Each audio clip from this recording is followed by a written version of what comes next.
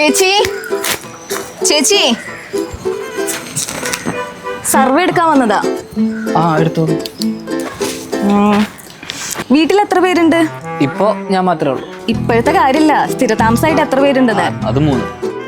എത്ര പേർക്ക് ജോലിയുണ്ട്? വാർഷിക വരുമാനം എത്രയാ? അച്ഛന് ജോലിയുണ്ട്. അപ്പൊ ചേട്ടനോ? ഇല്ല അല്ലേ? ഇല്ല. അതിനിപ്പോ എന്താ?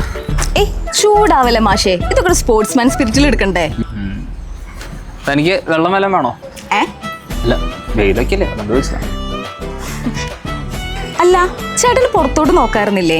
ഓ ഇപ്പൊ തന്റെ കൂടെ കുറവുണ്ടായുള്ളൂ, അല്ലെങ്കിൽ തന്നെ ബാക്കിയുള്ള ഒരു ഉപദേശം കിട്ടി ചെയ്യോട്ടോ. അതല്ല.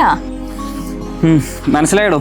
പക്ഷെ ഈ ജർമ്മനൊക്കെ പഠിച്ച് 1 കൊല്ലൊക്കെ വേസ്റ്റ് ചെയ്യാൻ ഇനി വയ്യ. അതിനിപ്പോ 1 കൊല്ലൊക്കെ എന്തിനാ? പിന്നെ എന്റെ ചേട്ടാ, തന്റെ ഏട്ടന് അതൊരു ഫ്ലോയില് വന്നതാ. അതല്ലല്ലോ ഇപ്പൊ കാര്യം. ക്രൈസ്റ്റ് അല്ലേ? ക്രൈസ്റ്റോ? ആ ക്രൈസ്റ്റ് തന്നെ. എന്റെ ചേട്ടൻ അവിടുന്ന് ജർമ്മൻ പഠിച്ചേ. അതുകൊണ്ട് ഇപ്പൊ എന്താ, ജർമ്മനി പോയി പെണ്ണും കെട്ടി സെറ്റിലും ആയി. ശരിക്കും? ആ വിദേശത്ത് ജോലിയുള്ളവർക്ക് ഇപ്പൊ ഡിമാൻഡ് ഉള്ളോ. പെൺകുട്ടികൾക്കും അവരൊക്കെ തന്നെ ഇഷ്ടം. ആണോ? അതേലോ. അല്ല പോവാണോ? സർവേ കഴിഞ്ഞോ? കഴിഞ്ഞല്ലോ. അപ്പൊ എങ്ങനെയാ, ക്രൈസ്റ്റ് ജോയിൻ ചെയ്യല്ലേ?